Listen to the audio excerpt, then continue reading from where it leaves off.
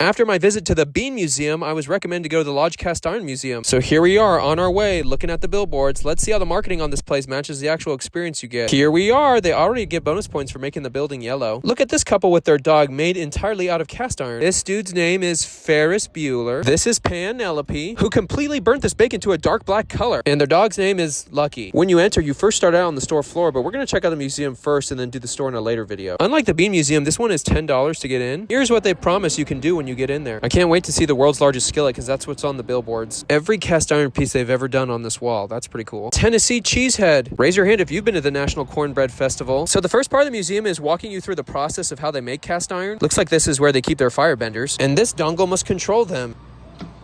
Man, nothing happened. At least this exhibit features one of the stars of Toy Story 3, the giant magnet at the dump, and what Ham the piggy bank would have looked like if that giant magnet hadn't saved them. This giant motherboard-looking monolith is actually how they formed the metal on the factory floor. Before we get too deep into the process, we have to check out this collector's community. Baseball cards probably just didn't work out for these people, so they switched to cast iron collecting instead. My question is, where do the people store these 13,000 pieces to their collection? Okay, back to actually making cast iron. Here's stop number 1 on the journey, and it looks like these skillets will tell you at what time in the process they're at. Step 2, Step 3, Step 4, Step 5.